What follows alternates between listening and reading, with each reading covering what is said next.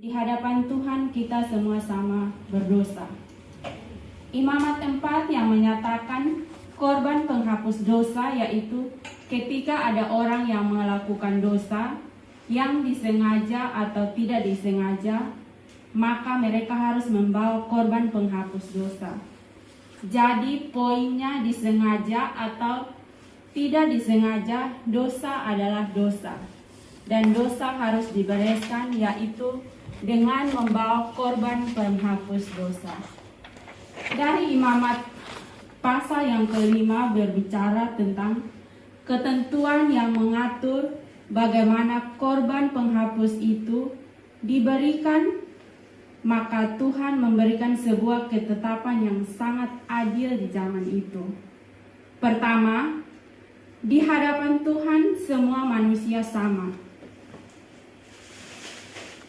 Yang kita baca dari Imamat 5 ayat 5 sampai 13, karena rata-rata sosial umat Israel pada saat itu berbeda-beda, secara ekonomi juga berbeda-beda. Ada orang kaya, ada kelompok menengah, ada juga orang miskin di antara bangsa Israel.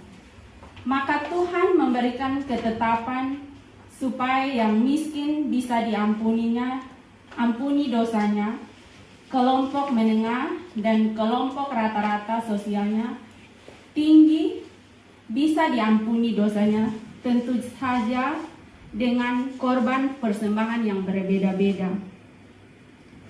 Mereka yang mempunyai ekonomi baik atau golongan atas, maka mereka harus membawa ekor anak burung merpati itu menjadi korban penghapus dosa. Lalu bagaimana yang miskin? Ayat 11 menyatakan bahwa ia membawa 1/10 eva tepung yang terbaik menjadi korban penghapus dosa. Jadi semuanya berbeda-beda. Semua ada yang membawa eva tepung, burung merpati, ada juga yang membawa domba atau kambing betina. Itulah yang menjadi ketetapan Tuhan. Sungguh merepotkan tentu saja. Kita bersyukur kita hidup di zaman kasih karunia ini. Di zaman kasih karunia ini kita menerima pengampunan Tuhan. Entah karena dosa yang disengaja atau tidak disengaja melalui korban yang sama, yaitu darah Kristus. Kalau zaman dulu berbeda-beda sesuai tanda kutip kasta sosial, maka di zaman sekarang kita menerima korban yang sama, yaitu darah Yesus Kristus.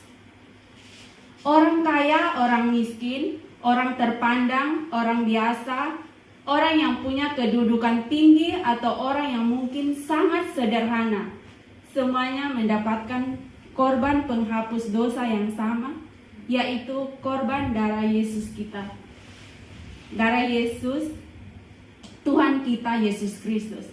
Kita sangat bersyukur kan?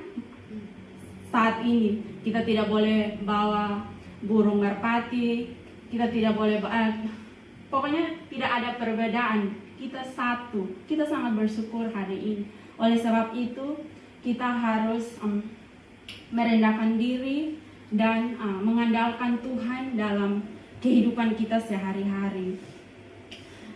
Setelah saya membaca firman ini, saya reflect back ya sangat luar biasa ya.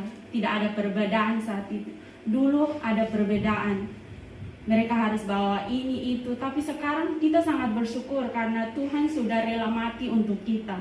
Oleh sebab itu, kita harus memiliki waktu untuk bersekutu dengan Tuhan karena Tuhan rela mati untuk kita. Dan saya sangat bersyukur.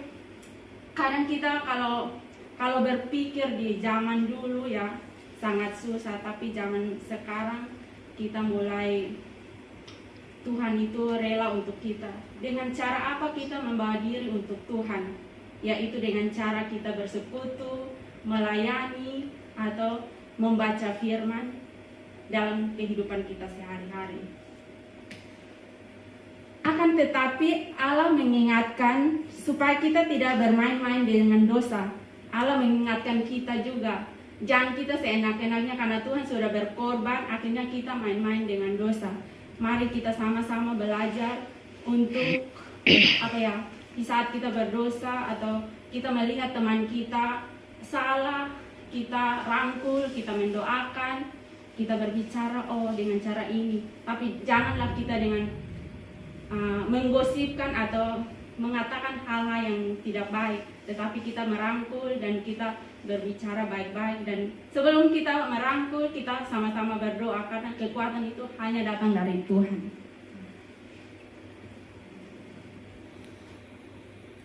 Kita harus berjaga-jaga supaya kita tidak jatuh dalam dosa. Oleh sebab itu, kita harus mengandalkan Tuhan. Jangan kita mengandalkan diri kita sendiri. Amin. Yang kedua, menjaga diri supaya tidak jatuh ke dalam dosa. Dalam Imamat pasal 6 yang saya ambil dari perikop korban bakaran. Korban bakaran ini memiliki ketentuan api di mezbah harus menyala di atas terus-menerus.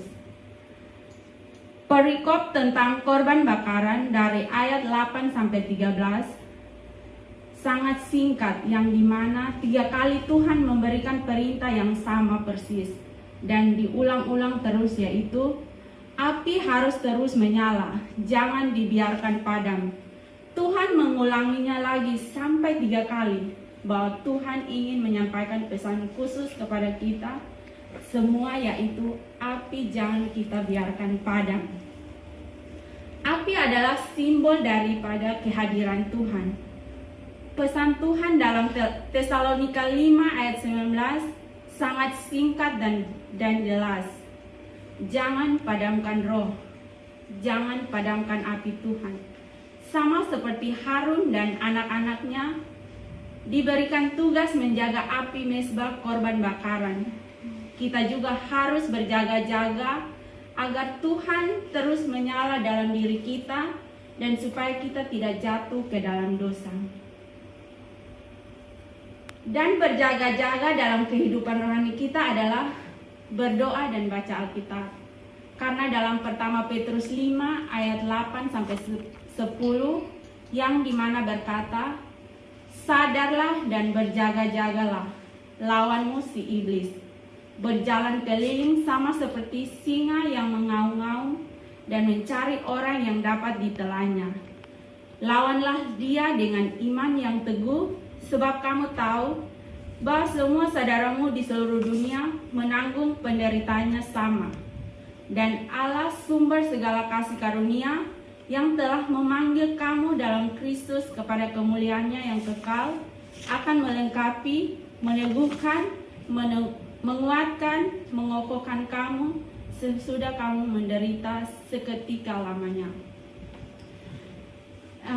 Dari Imamat 6 ini, Tuhan mengajarkan kita untuk terus menjaga api dalam hati kita. Dalam arti kita harus terus membaca firman, melayani, berdoa, dan terus mengandalkan Tuhan. Karena terkadang kita jangan mengandalkan kekuatan, karena setan itu selalu ada. Seperti dalam pekerjaan kita akan dihadapi dengan majikan.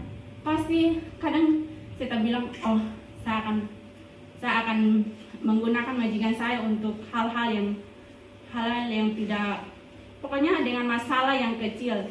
Seperti contoh seperti saya akan membawakan firman hari ini, tapi semalam majikan saya exercise di samping tempat tidur, mungkin karena dia tidak sadar ya, exercise berdiri lompat-lompat begitu, mau duduk di tempat tidur langsung jatuh. Saya bilang, aduh Tuhan, besok saya akan memberitakan firman Tuhan. Apakah saya bisa membawakan firman Tuhan? Saya hanya berdoa, Tuhan tolong supaya besok saya bisa bawa firman Tuhan. Puji Tuhan, malam harinya dia bisa tidur, dan pagi lagi dia buat sesuatu yang tidak baik lagi. Dia bilang, better you don't go, mending kamu jangan pergi. Saya berdoa, Tuhan tolong, Tuhan tolong. Kalau iblis yang menggunakan majikan saya berdoa dalam nama Tuhan Yesus. Oh puji Tuhan, jam 12 habis makan dia bilang, it's okay, you can go, but you can come faster. Saya dalam hati, puji Tuhan, yang itu baik. Maka di saat kita dalam keadaan yang tidak baik, mungkin ada gangguan sesuatu, kita jangan berserah atau mengandalkan kekuatan. Kita berdoa, membaca firman Tuhan, pasti ada kekuatan. Mungkin kita tidak bisa menyelesaikan masalah, tapi mungkin ada kedamaian, ada jalan keluar. Intinya kita mengandalkan Tuhan, jalan satu-satunya itu. Dan terus baca firman Tuhan. Kesimpulan, di hadapan Tuhan kita semua sama. Tidak ada yang lebih tinggi, tidak ada yang lebih rendah. Karena kita dibayar dengan darah yang sama. Kita dibayar dengan korban yang sama. Kita didamaikan Tuhan dengan korban yang sama juga. Oleh sebab itu, bagi kita yang kaya, tidak kita sombong. Dan buat kita yang miskin, tidak perlu kita minder. Sebab Alkitab berkata, kita semua beroleh kesempatan untuk menghampiri tahta kasih karunia Allah. Karena kita mendapatkan korban yang sama, yaitu darah Tuhan kita Yesus Kristus. Kita juga harus menjaga diri agar tidak jatuh ke dalam dosa. Kita harus menjaga api Tuhan dalam diri kita agar jangan sampai padam. Kita harus giat membaca Alkitab, berdoa, dan melayani. Kita perlu mengerti kalau sudah padam, kita menghidupkan lagi tidak mudah kalau api itu sudah padam. Untuk membangkitkannya, itu juga perlu hal yang ekstra.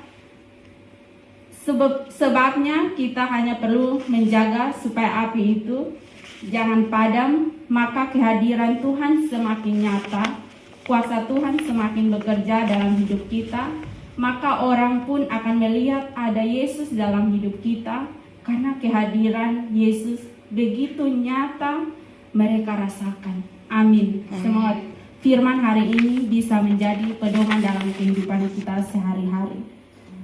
Mari kita berdoa.